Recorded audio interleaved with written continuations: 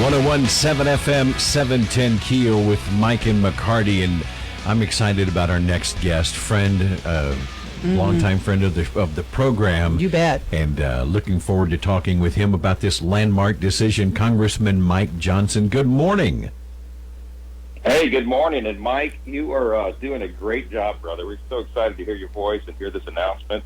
Many, many great days ahead. So congrats to both of you. Thank Aaron, you. You got a great new partner there. Looking forward to it. Mike, I get this instant message or text last night from Politico saying that they've gotten the leaked opinion in the Roe v. Wade decision, that Roe v. Wade will be overturned. Seismic was the word you used. I can't pick a better one. Well, it is. I was sitting in one of my kids' music recitals when the news broke, and my phone began to melt down in my hand, of course. I worked in this arena for 20 years before I got elected to Congress and litigated pro-life cases. And, we've been working towards this day for a long time, as we discussed, I think, on the air, since the Dobbs decision was argued. We have believed that we had at least 5 justices that would agree finally that Roe was wrongly decided and would overturn it. But we didn't expect this opinion to be released until mid to late June. So the idea that it was leaked early, that this draft opinion was out, as you said, that is as big of an earthquake as the opinion itself. And there'll be long ramifications for all of it. Now, what you just said, the fact that this was leaked early, that doesn't happen. So to me, that raises suspicions. How and why was this even leaked? Well, that's a great question. Everybody's asking that. I think that there are probably a few possible motives. That some of them may seem obvious. One, I think it appears to me, my theory is immediately when this happened, the first thing I thought was that a liberal law clerk at the court leaked it for a couple of reasons. They want to pressure the justices to change their decision before the final opinion is decided, because sometimes, on occasion, justices will waffle a bit and go back and forth before they make their final vote.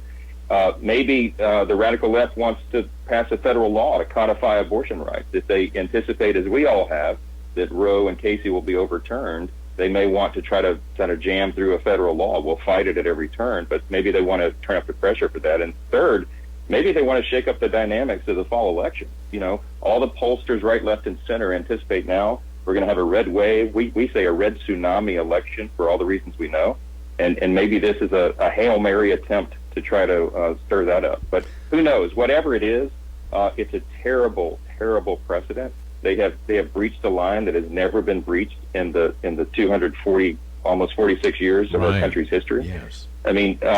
Professor Jonathan Turley, my friend, was on Fox News this morning. He said, the Supreme Court has always been seen as an island of integrity in a sea of leaks, which is Washington, D.C. I think that says it well. Mm-hmm. With the FBI is investigating now to see who leaked this draft opinion, and when they find this person, as has been said, they'll clearly be disbarred, they'll lose their career, but maybe they'll try to become a folk hero of the radical left. We'll see. But it's sad either way. Mike, if Roe v. Wade is indeed overturned, as this leaked ruling indicates, what then? Louisiana has some laws in place that would immediately outlaw abortion, correct? We do. We all went to the ballot in 2020. We passed the Love Life Amendment. We remember all the hoopla about that, and that confirms that, if the Supreme Court does overturn Roe, Louisiana's ready. We have a human life protected in our state. It will be abortion-free. There won't be any funding allowed for it. There won't be any judge that's allowed to go find a new right under the state constitution. All that has already been decided by the people, by the way, which is what our federal constitution always anticipated. You have to remember, as we pointed out over and over, elective abortion appears nowhere in the Constitution. When the majority of the Supreme Court decided in 1973 to create elective killing of unborn children in America, they invented the right out of thin air. They took that right away from the people in the individual states where it had always been. And at the time Roe was decided, 30 states outlawed abortion.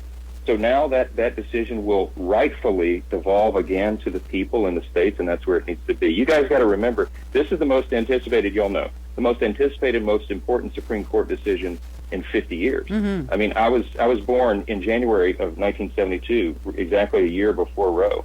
And, think about the ramifications. 63 million unborn children have been lost between then and now. That's somewhere between 1/2 and 1/3 of my entire generation. So if you're listening this morning and you're younger than 50 years old, think of it. Your high school class should have been almost twice as large as it was. Nearly half your classmates were not allowed to be born. You know, just think of the implications of this and what it's meant to society. It's That's a a real terrible interesting corruption way of to- America's constitutional jurisprudence. Yeah. How soon It needs to be. will Louisiana laws kick in? Once the ruling hits, does it go? Does somebody have to go back to court? What's the process? No, immediately. We have amended the state constitution. Okay. So the moment that Roe and Casey are overturned, we're a pro-life state. But here's the scary thing. States like Colorado, California, New Jersey, they're going to go all the way the other end of the spectrum. You know, they're going to go further than Roe. They're going to allow late-term abortion. Some are talking about post-birth abortion, as if that's a thing. You know, it's a scary time, but, you know, that the cultural war will shift to the state. That's where the debate will be held, and, you know, the battle's not over. So, Mike, what at this point on the 3rd of May, what is the next step now? Is there more debate in the Supreme Court? Is there what's the next step, and when do you anticipate a resolve of this? Well, if this event had not taken place, the process corrupted as it has now been permanently, what would be happening is this draft was dated February 10th, right? So, and it does appear, by the way, to me to be a legitimate draft. This looks like Alito's writing. You know, I study these things. As somebody suggested last night, it was a fake draft. I don't think so. I think it's real. But it was circulated on February 10th. This is the normal process. They circulate drafts amongst the 9 justices, multiple drafts, multiple discussions and debates internally always happen before the final opinion comes out. But again, we were anticipating this by mid to late June. That would have been the normal timetable. So I don't know if this will speed up the final release. There is some great concern this morning that if the Supreme Court does not come out and make some sort of statement, some decisive statement to sort of shore up the bases again here, that the institution itself may be in some jeopardy. I mean, this is very, very serious stuff. We'll see. I don't expect that whatever the motivation was, I don't expect that the justices are going to change their minds before this final opinion is decided. You have at least 5 that are already, at least according to this draft, on record as being wanting to overturn Roe and Casey. If they change their opinion now, based upon public pressure, that would be absolutely devastating to the institution because it's supposed to be above politics and public pressure. So we'll see. We'll see. These are very, very interesting days. Congressman Mike Johnson, thanks for your time so early this morning. We appreciate it, sir. Thank you all. Thank you, God bless. Mike. Bye.